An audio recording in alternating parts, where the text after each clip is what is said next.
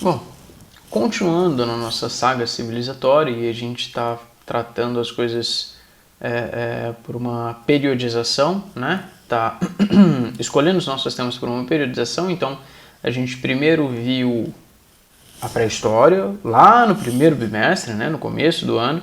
Na verdade, primeiro aqueles conceitos básicos, iniciais de história, do que se trata e tal e tal.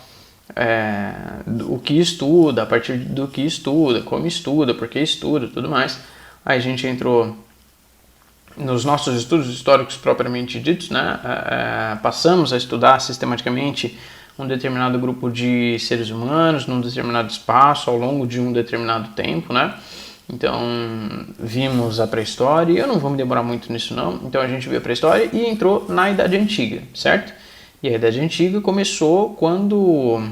Se eu perguntar para vocês qual foi o marco divisório entre a pré-história e a antiguidade, vocês vão me dizer que foi o início e a popularização da escrita. Não é isso que vocês vão falar?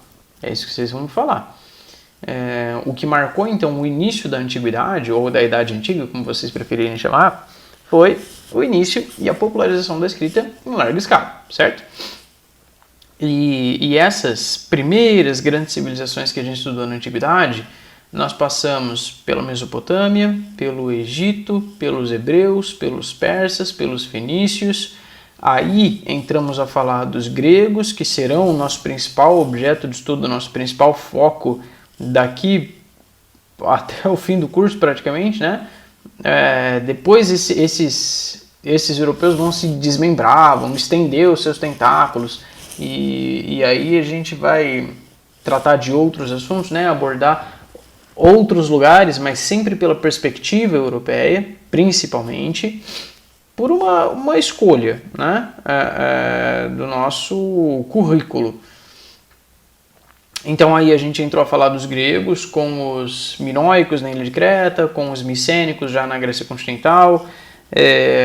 Aí falamos das cidades-estado gregas, que é o mundo grego propriamente que a gente fala, né? Dividido em 5 fases: o período pré-homérico, homérico, arcaico, clássico e helenístico, e a gente chegou até o período arcaico com a criação e a ascensão dessas cidades-estado, com principal destaque para Esparta e Atenas. Aí então falamos sobre Roma, e foi a última aula, né? A nossa última aula foi sobre Roma, que também dividimos em alguns períodos, né? 3 períodos, a saber, primeiro ela surgiu como uma monarquia, então passou por uma fase de república e terminou com um império. E não se preocupem que a gente vai voltar a falar desses caras todos dentro em breve, muito em breve. Mas então, seguindo nessa abordagem por uma periodização, então tratando dessas grandes civilizações que serão do nosso interesse mais para frente, a gente já viu todas aquelas daquele lado do oceano. Agora a gente vem para esse lado aqui, nas Américas, falar de 3 grandes civilizações, né? De americanos primitivos, no sentido de estar ainda nessa Idade Antiga, já não mais na pré-história, obviamente, mas nesse período maior que a gente vai chamar de Idade Antiga, que se estendeu de mais ou menos 4.000 a.C. até o século V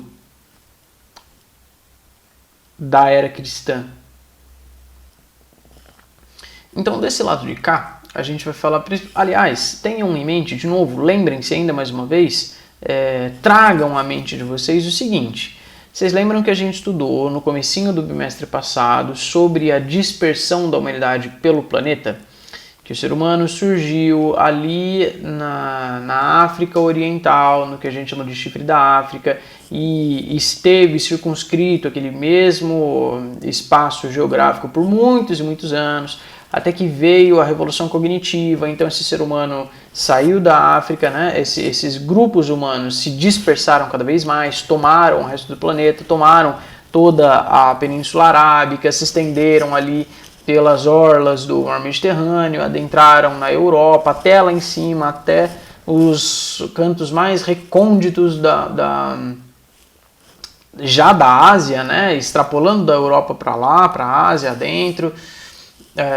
mesmo na Índia, na China, chegaram até ali na Austrália, não é? Na Indonésia e tudo mais, e num determinado período de tempo, por uma série de razões climáticas, geológicas, enfim, um fim de era de gelo, início de outra, fez-se uma ponte, uma passagem em terra pelo Estreito de Bering, que possibilitou a passagem de grupos humanos da Ásia para as Américas, não é?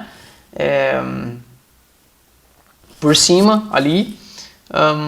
Então, essa é uma das teorias, na realidade, de dispersão. Então, o pessoal entrou pelo Estreito de Bering e desceu e tomou as Américas todas, né? E ocuparam aqui.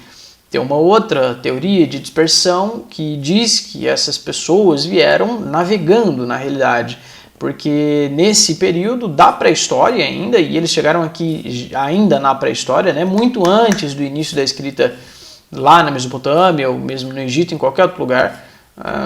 Então, esses seres humanos que saíram de lá, da Eurásia, e chegaram aqui na América, isso foi ainda na pré-história, tá? No período que a gente costuma chamar de pré-história. E hoje a gente sabe que essa turma era da Ásia, né? Porque tem traços genéticos muito semelhantes, aliás, idênticos com os asiáticos, que a gente conhece hoje. Então, eles são uma mesma família, separadas por... Sabe, quando você fala dos irmãos separados na maternidade, são esses dois. Só que eles se desmembraram, se desgarraram ainda na pré-história e seguiram caminhos evolutivos distintos, né?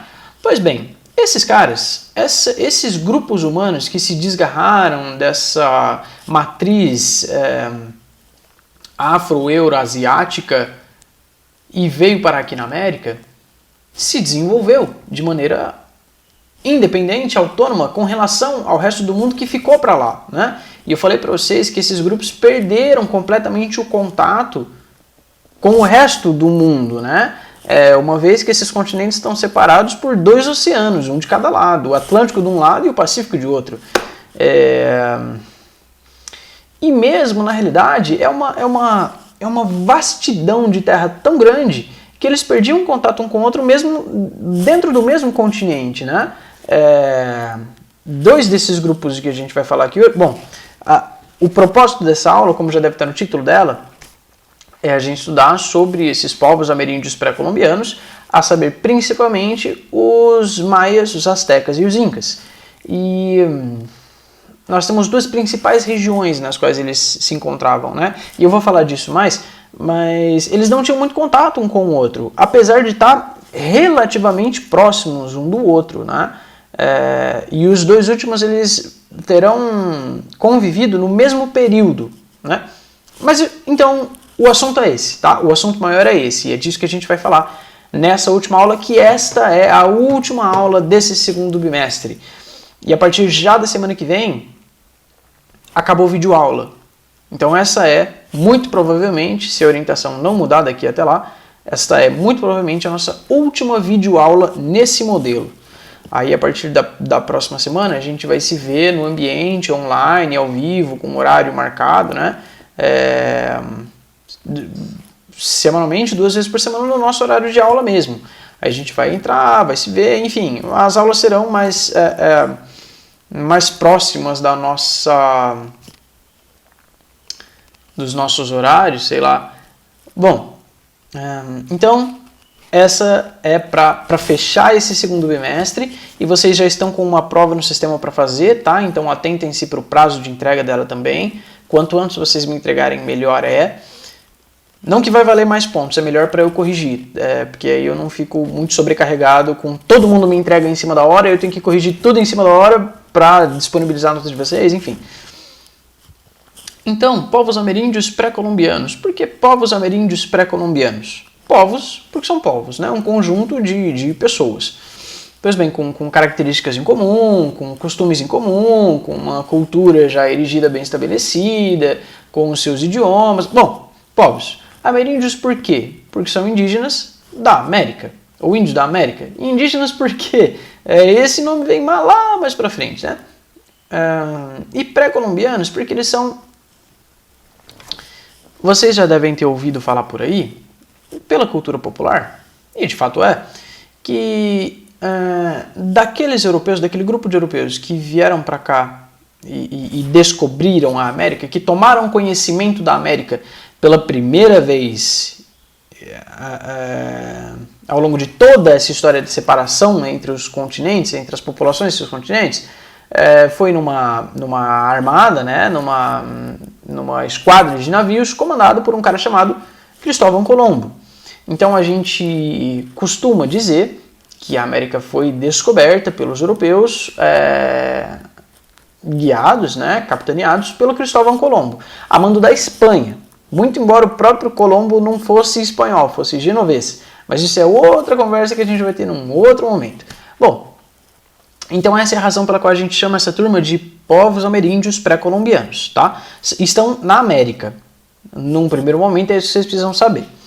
E aí, nós temos principalmente 3 povos ameríndios pré-colombianos que nos chamam a atenção, que ganham destaque no nosso currículo, né? E a gente vai estudá-los, vai voltar a falar deles ainda outras vezes. Os maias, os astecas e os incas. E a maneira pela qual os nossos estudiosos, os nossos filósofos e geógrafos e historiadores acharam por bem nomear esses caras pela categorizar esses povos, pela região na qual eles habitavam, tá? Pelo espaço geográfico que eles ocupavam. Então, os maias e os astecas, a gente diz que eles estão na Mesoamérica, tá? Mesoamérica, o nome é bastante sugestivo, é a América do Meio, é a América Central hoje. Ali na região, até um pouquinho ao sul da América do Norte, né?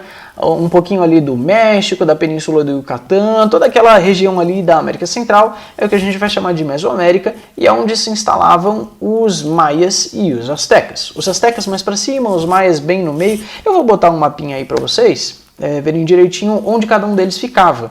Então, essa região do meio a gente chama de Mesoamérica. E a outra, os incas, ficavam na América Andina. Por que América Andina? Por causa dos Andes, da Cordilheira dos Andes, tá bom? Que fica ali na costa do Oceano Pacífico, quer dizer, nas costas da América voltadas para o Oceano Pacífico, na costa oeste, certo? Pois bem, então começamos pelos maias. Eles estavam principalmente na Península do Yucatán, que, saibam vocês ou não, fica uma curiosidade para vocês, foi lá que caiu o meteoro que dizimou os dinossauros, ou que deu pelo menos o golpe de misericórdia nos dinossauros que já estavam nas suas últimas, né?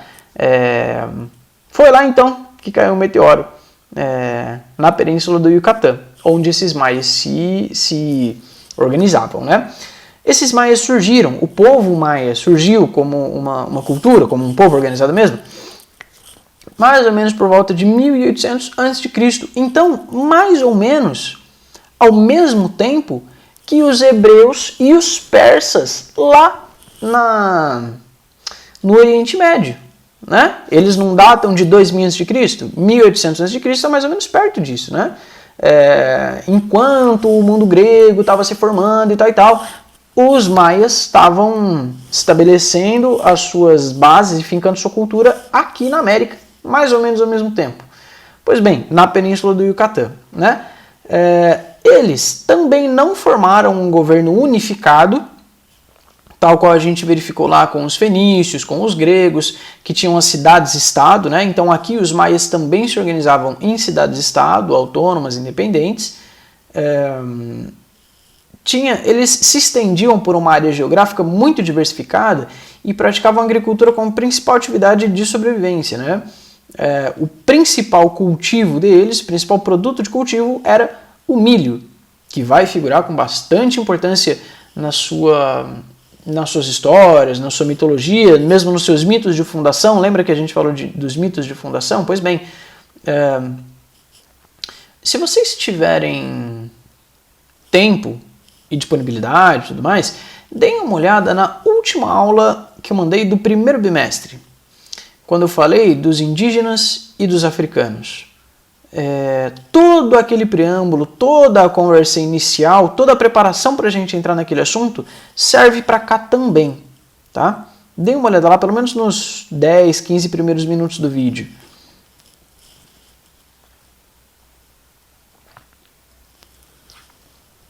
Pois bem, então o principal produto de cultivo deles era o milho, e eles se instalavam sempre perto de lagos, de rios, de pântanos, por causa daquele negócio que eu também falei para vocês das primeiras civilizações lá no Velho Mundo, né, que a gente chama a Europa, a África e a Ásia.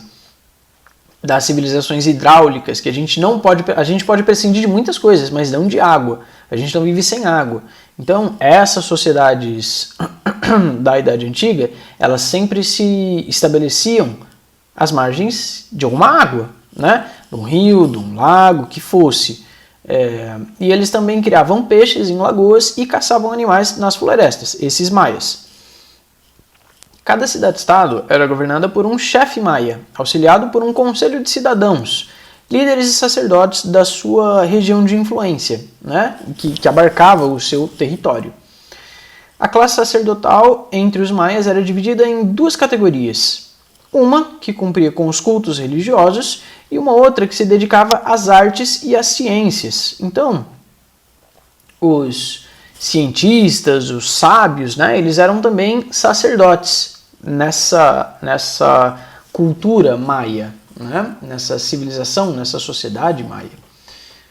Com o desenvolvimento das técnicas construtivas e de engenharia ao longo do tempo, eles construíram templos, estradas pavimentadas para facilitar o comércio e a comunicação entre as cidades. Isso vai ser copiado também por todos os outros que vieram depois dele, ou muitos dos que vieram depois deles. Então os maias são dos mais antigos, na realidade, né? Entre os mais antigos, como sociedade bem estabelecida, grande, né? Com grandes palácios, grandes templos, enfim, grandes realizações na nossa concepção, né? Esse território maia era muito grande, muito vasto, eles tinham enormes extensões de terra, como se fossem enormes fazendas, sabe? De modo que eles faziam o que a gente chama de agricultura extensiva, possibilitando o descanso da terra com a rotatividade de produções variadas. Eu acredito que vocês vão estudar melhor sobre isso em geografia, ou em ciências, mas acho que é geografia. Bom, nesses campos de cultivo, também chamados de milpas, M-I-L-P-A-S, eles cultivavam produtos variados, como feijão, milho, abóbora, pimenta, cacau, batata, algodão, tomate. Eles não adubavam a terra e nem tinham técnicas agrícolas muito elaboradas, mas a terra era de uso coletivo pelo regime de terras comunais. Tá? Essa turma desenvolveu conceitos matemáticos e astronômicos muito precisos. Eles tinham um calendário que contava o ano solar muito parecido com o nosso, de 365 dias. Sabiam os movimentos da Lua e a localização de alguns planetas. Tudo isso, gente, no meio do mato, cara. Sem telescópio, sem binóculos, sem astrolábios, sem calculadora, sem computador, sem... Então eles tinham uma observação muito apurada, né, do céu e dos astros e tudo mais. Os babilônicos também, que a gente falou lá no Oriente Médio, né? Aquele pessoal também tinha um destaque muito grande nessa área da astronomia. Muitos desses povos antigos, né, da Idade Antiga, faziam observações do céu até porque isso figurava com alguma importância na religião deles também, né? Tinha uma importância religiosa, enfim, uma ligação com o mundo sobrenatural, com os deuses, com o divino, com as forças da natureza mesmo. Muitos dos mitos de fundação de todos esses povos está relacionado com o espaço, com os astros, com a estrela, com os planetas, enfim. Esses maias também desenvolveram a medicina por uma combinação da ciência e dos seus rituais mágicos, que tinham a ver com esses sacerdotes, que eram os cientistas, os sábios, pesquisadores e tudo mais, né? A organização social deles também era hierarquizada, estamental e dividida em classes. A gente tinha mais ou menos a seguinte conformação social. O rei estava acima de todos eles, o líder principal, né?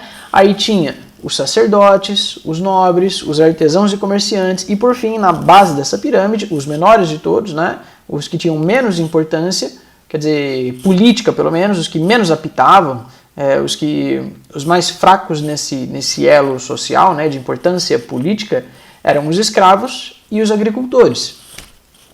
E aqui na sociedade maia, os escravos eram prisioneiros de guerra ou criminosos e executavam os trabalhos forçados até cumprirem a sua pena. Esses maias eram politeístas, acreditavam em vários deuses ligados à natureza, e muitas dessas religiões primitivas da Idade Antiga, elas estão ligadas com um tal de animismo. É uma crença, eu acho que eu comentei com vocês também no primeiro bimestre, né, desse animismo. Era uma religião que muito provavelmente foi a primeira religião em larga escala de vários povos e várias sociedades em tempos e lugares diferentes, por razões que eu não sei nem dizer para vocês, mas muitos deles acreditavam que os elementos da natureza, todas as coisas da natureza, tinham um espírito intrínseco a elas mesmas. E não é dizer, por exemplo, o Deus das árvores. Cada árvore tem um espírito específico. Aquela árvore lá tem o espírito daquela árvore, e aquela outra tem um outro. E o espírito da pedra, e das plantas, e da chuva, e do sol, e daquele pássaro, e daquele macaco. Entendeu? Esse animismo são esses espíritos da natureza. Aqui já não é assim. Aqui com os maias, e esse animismo ele vai se transformando, né, vai evoluindo, e esses espíritos passam a conformar então um Deus que representa todos eles. Então aí tem o Deus das árvores, tem o espírito das chuvas e do rio e do sol e da lua e da morte e da vida e, enfim, da fertilidade e tudo mais. Então esses maias eram politeístas, acreditavam em vários deuses ligados à natureza, aos elementos da natureza, né? Lá pelo século XV, já da nossa era cristã, as cidades maias na península do Yucatán já estavam abandonadas, elas foram meio que destruídas, elas caíram em desuso, essa turma saiu das cidades, desapareceu. E até hoje a gente não sabe direito por quê. O que aconteceu que acabou com a civilização maia? Ela parou de se reproduzir. E a gente não tem dicas muito precisas de por que isso aconteceu. Só mais ou menos quando. Bom, então os astecas, que é o nosso próximo objeto de estudo, né, o nosso segundo objeto de estudo nessa aula maior, eles estavam próximos ali dos maias, mas um pouco mais para cima, onde é hoje o México principalmente, né? Então eles estavam também na Mesoamérica. Também tinha uma inclinação politeísta e esses eram teocráticos. Vocês lembram o que é um regime teocrático? Um sistema político teocrático que eu falei para vocês? Principalmente lá no Egito Antigo e mesmo na Mesopotâmia? É um regime político, né? uma forma de organizar a sociedade na qual o líder, o chefe, o rei, o monarca supremo, ele é visto como um próprio deus na Terra, ou como um representante dos deuses na Terra, como um filho dos deuses, né? Ou do principal deus ao qual aquela sociedade venera. Pois bem, os astecas eram politeístas e teocráticos. Esses também se destacaram na engenharia, na arquitetura, na escrita, na observação dos astros, na astronomia, né? Na elaboração de calendários bastante precisos, bastante específicos.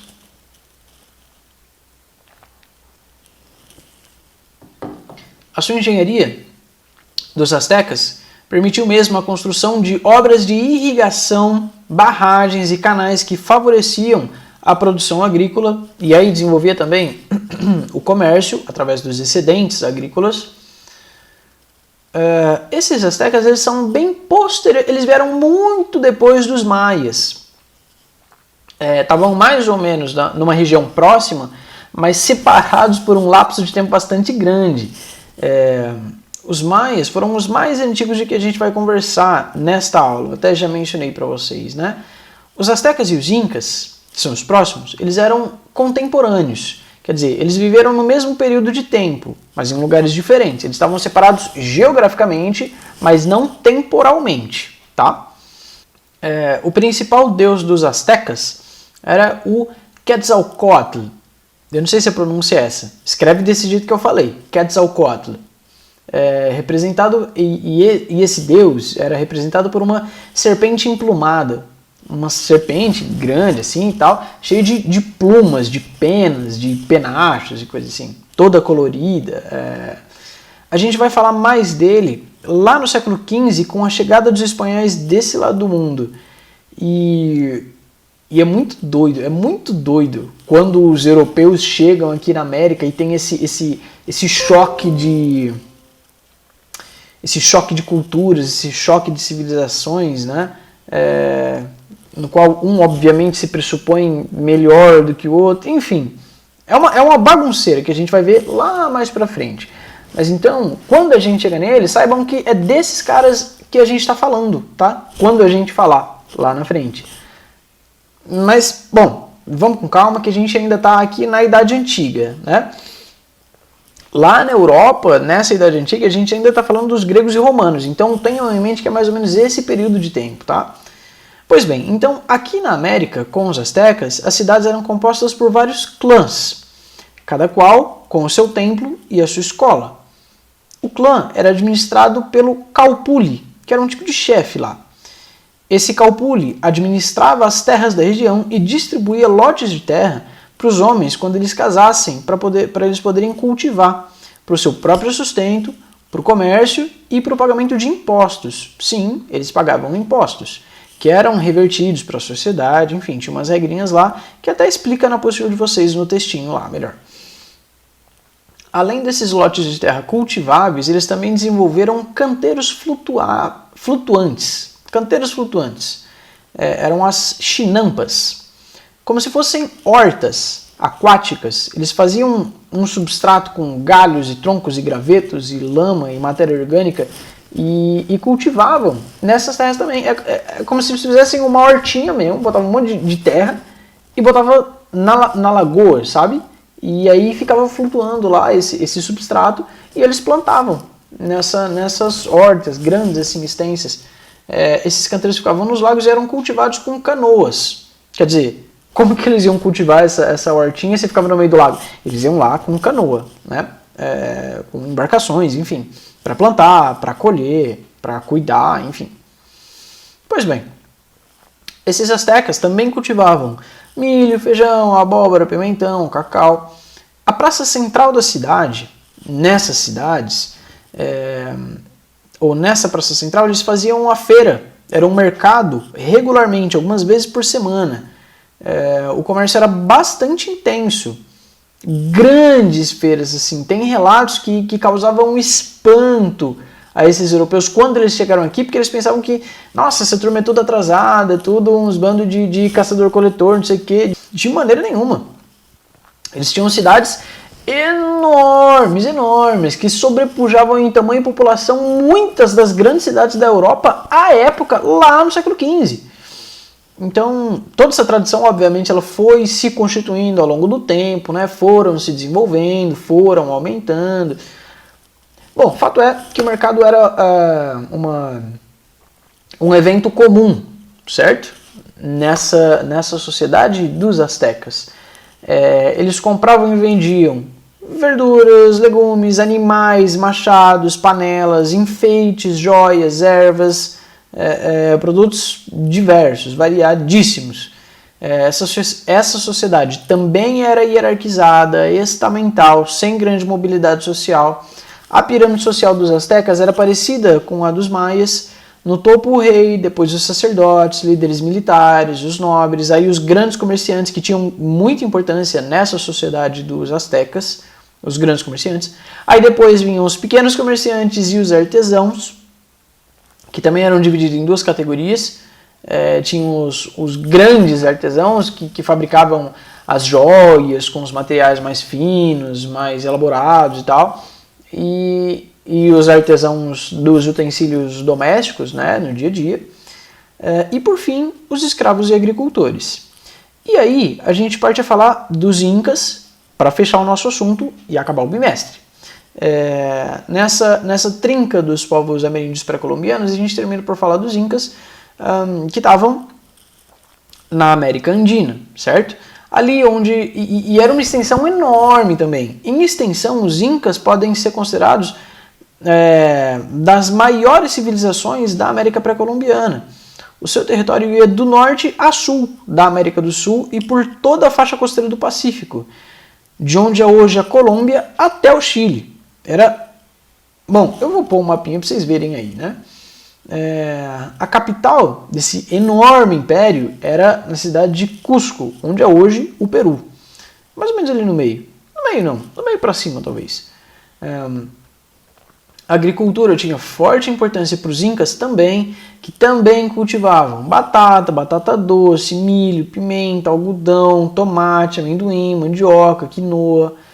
A peculiaridade dos Incas é que eles faziam plantio nas encostas dos morros com a técnica de curva de nível. E de novo, é possível que vocês também vejam isso em geografia. Se eu achar umas fotos bacanas eu vou pôr aqui para vocês verem, é muito doido também. Ah, tem uma fotinha disso na apostila de vocês, quer ver? Ó? Na página...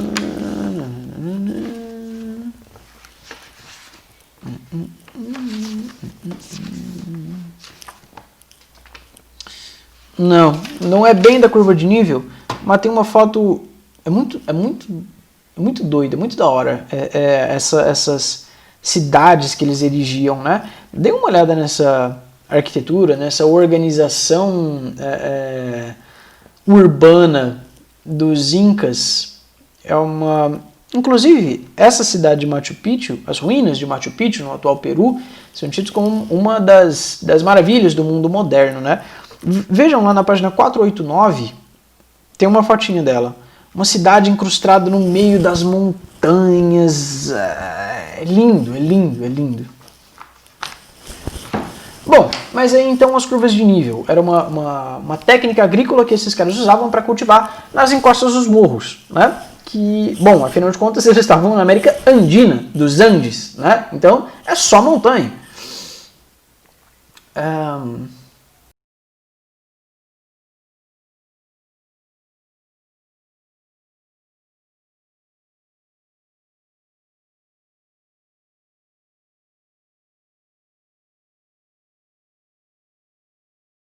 Além da agricultura, eles também criavam animais como a lhama, a alpaca e a vicunha, que são todos mais ou menos parentes, é tudo meio parecido, uns bichinhos muito fofinhos. E se eu achar uma foto eu vou pôr aí pra vocês verem também. E se eu não achar, vocês procurem, vale muito a pena. Procurem por alpaca, lhama e vicunha.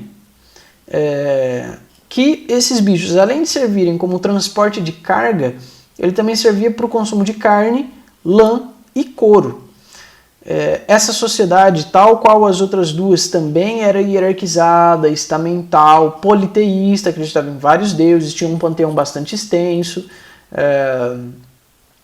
O Império Inca, até pela sua enorme extensão territorial, desenvolveu um sistema de comunicação bastante eficiente entre as diferentes regiões.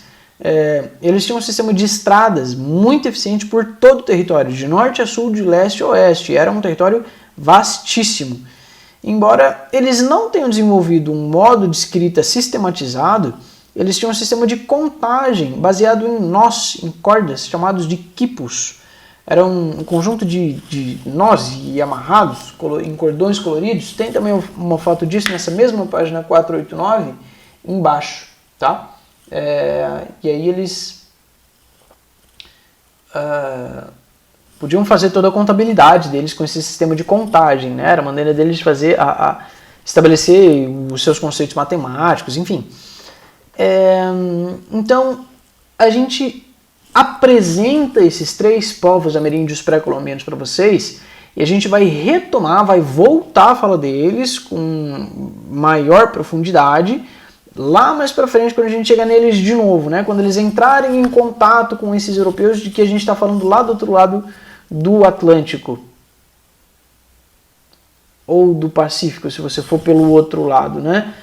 Mas daí a gente chega na Ásia, não exatamente... Bom, é que o Velho Mundo, ele já é mais ou menos integrado, né? Desde essa antiguidade, todos eles têm mais ou menos uma comunicação, rotas comerciais mais ou menos constantes. mas a gente vai ver tudo isso também no seu momento adequado, mais apropriado, então vamos com calma, e por hora é isso, e acabou esse bimestre, e vocês têm uma prova para fazer no sistema e me mandar até o dia 23, se eu não me engano. Quanto antes vocês me mandarem, melhor para mim. E é isso, gente.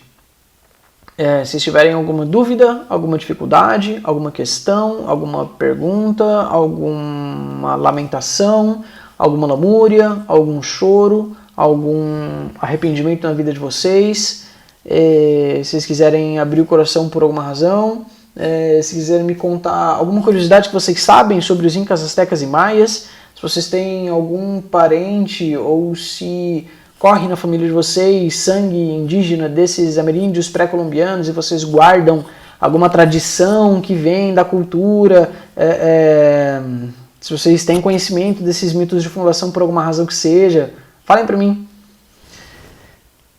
É isso, gente. Então, de qualquer maneira, a gente se vê na semana que vem. E é isso aí. Até lá. Tchau, tchau.